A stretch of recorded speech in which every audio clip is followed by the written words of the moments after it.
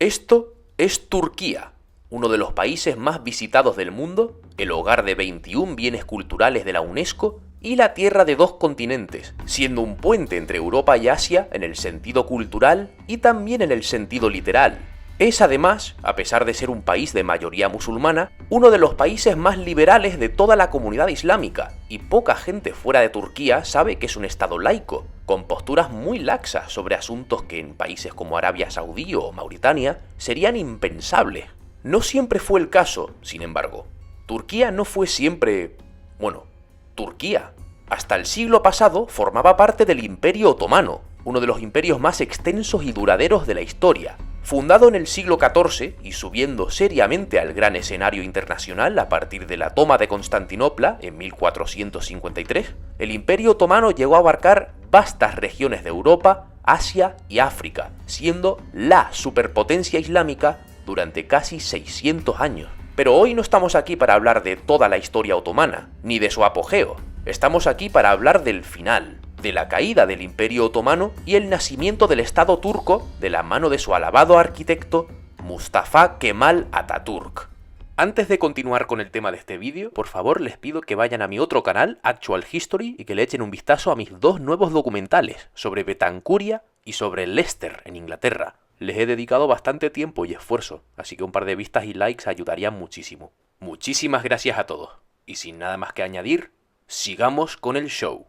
Para darles una idea, el Imperio Otomano había empezado a entrar en declive desde finales del siglo XVII, siendo su fallido intento de tomar Viena un importante punto de inflexión hacia abajo. Sufrió una auténtica hemorragia a principios del siglo XIX, con revueltas en los Balcanes, Arabia y Egipto. La situación fue tan mala que Grecia se independizó en 1830 tras una larga guerra, y los egipcios, que se habían vuelto prácticamente soberanos bajo Mehmet Ali Pasha, casi lograron capturar Constantinopla. El Imperio Otomano había llegado a ser conocido en el escenario mundial como el hombre enfermo de Europa. Para mejorar toda esta penosa situación, el imperio lanzó una serie de reformas llamada el Tanzimat. Estas reformas tenían como objetivo centralizar la autoridad, modernizar el ejército, mejorar la recolección de impuestos e introducir leyes al estilo europeo. Por ejemplo, abolieron a los genízaros, la antigua guardia pretoriana del Imperio Otomano, y los reemplazaron con un ejército moderno.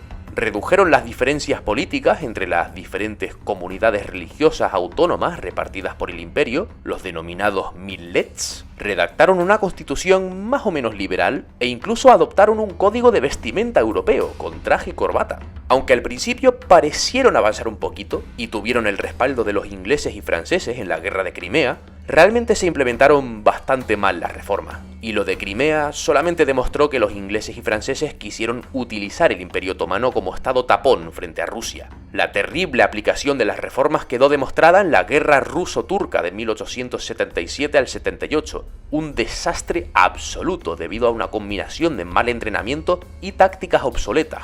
Aunque los otomanos habían intentado modernizar su ejército con artillería alemana y rifles y barcos acorazados de marca británica, no habían entrenado a su ejército en cómo usar este equipamiento moderno, y seguían confiando en tácticas defensivas anticuadas de 200 años atrás. El Congreso de Berlín de 1878 les quitó aún más tierras, perdiendo prácticamente todo lo que tenían en Europa, salvo un pequeño cacho de los Balcanes y la isla de Creta. Y por si fuera poco, Gran Bretaña se quedó con Egipto, dejando al país como una provincia otomana solo de nombre. Lo que una vez había sido el poderoso Imperio Otomano se vio reducido a una quinta parte de su tamaño original. En este contexto, el sultán Abdulhamid II suspendió la constitución y empezarían 30 años de absolutismo, acabando con la corta vida de las reformas del Tanzimat e implementando una fuerte censura. En medio de todo este caos, un grupo de intelectuales y militares de influencia occidental se levantarían en un intento de salvar lo que quedaba del Imperio Otomano, los jóvenes turcos. No, esos no, nada que ver.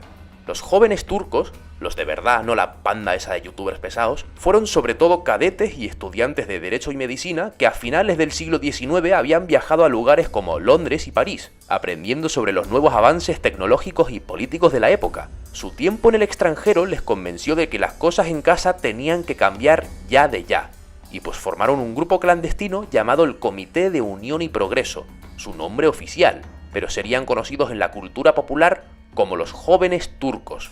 creían que para que el Imperio Otomano sobreviviera tenía que asemejarse a las potencias europeas de Gran Bretaña, Francia y Alemania, y solo podría hacerlo si se adaptaba a los tiempos. Cuando los otomanos sufrieron otra crisis por la anexión austríaca de Bosnia en 1908, los jóvenes turcos, hasta los cojones, decidieron tomar el asunto en sus propias manos. Se hicieron con el poder en 1908, obligando al sultán Abdülhamid II a restaurar la constitución y a volver a convocar el parlamento. El sultán acabó depuesto poco después y sustituido por su hermano menor Mehmed V.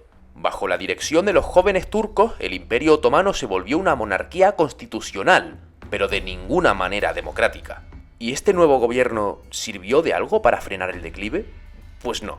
De hecho, lo aceleró. Perdieron sus últimos cachitos en los Balcanes y además Libia, que fue ocupada por los italianos. Y cuando digo que no fue nada democrático, digo que mandaba un triunvirato militar superautoritario presidido por tres de los más importantes jóvenes turcos, los tres pashás: Talat Pasha, Enver Pasha y Jamal Pasha. En turco este era un título honorífico equivalente al Sir inglés. Y no fueron hermanos, Pasha no fue un apellido.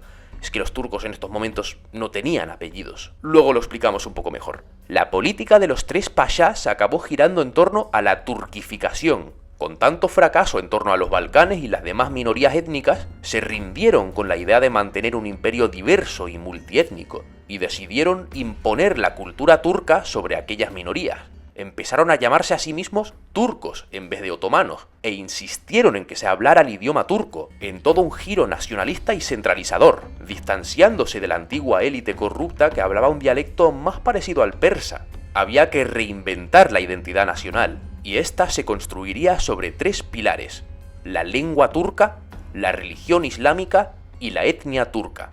Pero claro, esto implicaba que ya no habría hueco para los árabes, los griegos o los armenios, siendo este último grupo víctima de atrocidades de una magnitud y brutalidad indescriptibles. Para los pashás, si no querían asimilarse, debían desaparecer. Cuando llegó la Primera Guerra Mundial, el gobierno otomano se alineó con las potencias centrales, encabezadas por supuesto por el Imperio Alemán, y los jóvenes turcos verían en Alemania el modelo a seguir para la nueva visión que tenían para el imperio.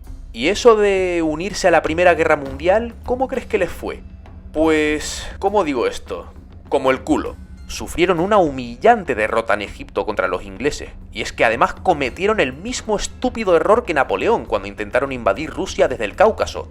No trajeron abrigos. ¿Y cómo respondieron los otomanos? ¿Mejorando su planificación? ¿Empleando tácticas más razonables?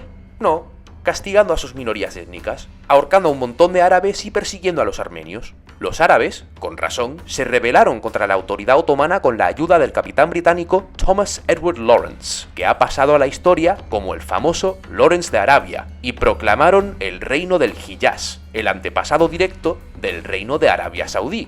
Con la pérdida de Bagdad y de Palestina, estaba claro que los otomanos habían perdido, y que los jóvenes turcos la habían cagado.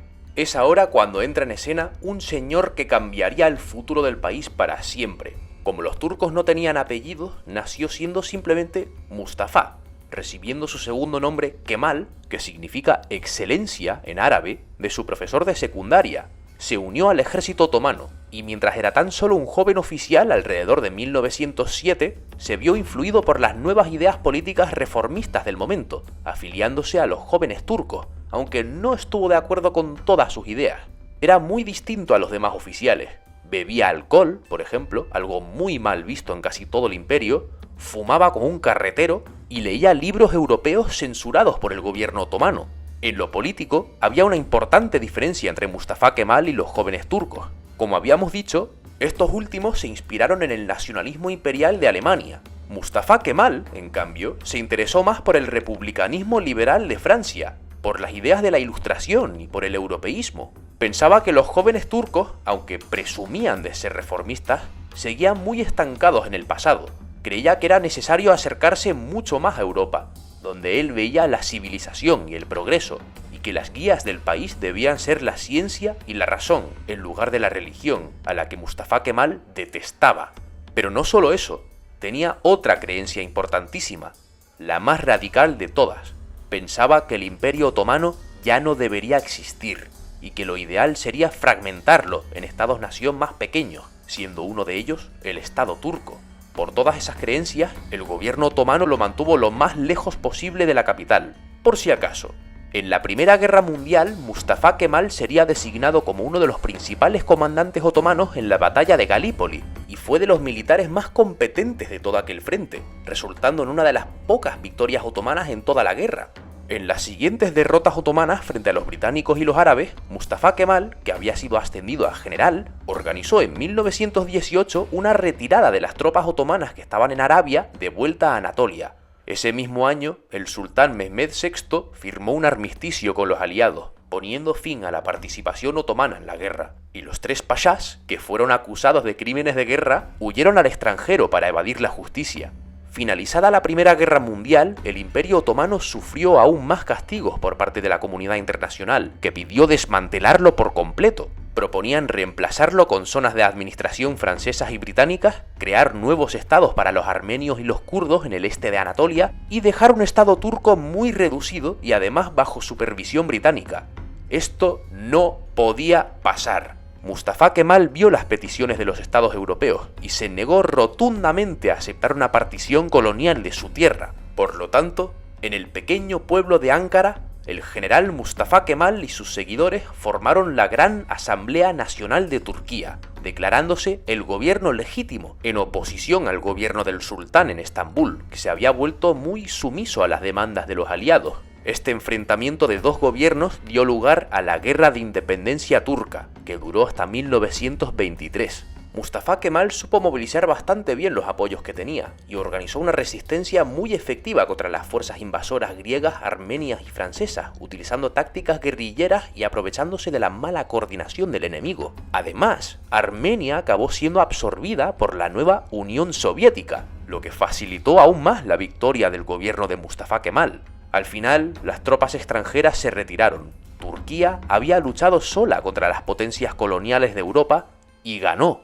Las potencias europeas decidieron reunirse en el Tratado de Lausana para poner fin al conflicto formalmente y establecer las nuevas fronteras del país turco. Pero aquí viene el truco de Mustafa Kemal. Solo aceptaba que estuviera en la mesa el gobierno de la Gran Asamblea Nacional, es decir, su gobierno, como el verdadero representante de Turquía, no el sultán ni cualquier representante de este.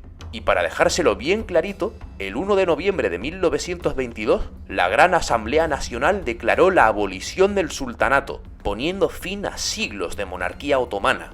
Y el Tratado de Lausana reconoció la legitimidad de la Gran Asamblea Nacional de Turquía. El Imperio Otomano había pasado a la historia. El año siguiente, el 29 de octubre de 1923, se proclamó la República de Turquía. Mustafa Kemal empezó inmediatamente a crear un nuevo estado desde cero, y empezó fuerte. Abolió el califato, eliminando cualquier posibilidad de influencia religiosa en la política. Tengamos en cuenta que el sultanato y el califato no son lo mismo. El sultanato era la monarquía, que se abolió en 1922. El califato era la autoridad espiritual, el representante de la unidad religiosa de los musulmanes. Remontaba a los mismísimos orígenes del Islam. La abolición del califato supuso una reinvención de la identidad de la nación, que ya no se identificaría principalmente como fieles de un califato, sino como ciudadanos de una república laica, en la que los turcos podrían practicar la religión que quisieran, y no se detuvo ahí. Prohibió el uso de prendas como el turbante, el hijab o el burka, sacó el Islam de todos los colegios públicos, y hablando de los colegios, se hizo obligatoria la educación para todos los niños y también para las niñas por primera vez en la historia. Junto a esto, se adoptó el calendario gregoriano, la llamada a la oración se haría en turco en vez de árabe para que la gente realmente pudiera entender lo que se decía y lo que elegían creer, y se cambió el alfabeto turco. A partir de entonces ya no se utilizarían las letras árabes, sino el abecedario latino que usamos nosotros. Lo único que quedaba del antiguo imperio fue la bandera. De las últimas cosas que introdujo el nuevo líder fue la ley de apellidos. Anteriormente, como habíamos dicho, los turcos no tenían apellidos, pero desde 1934 todos los turcos tenían que tenerlo por ley. Mustafa Kemal también necesitaba uno, y decidió encargarle al parlamento la creación de su apellido, y le pusieron Atatürk, que significa padre de los turcos, y así sería recordado en adelante, como el fundador de la República de Turquía, como el padre del pueblo turco, Mustafa Kemal Atatürk.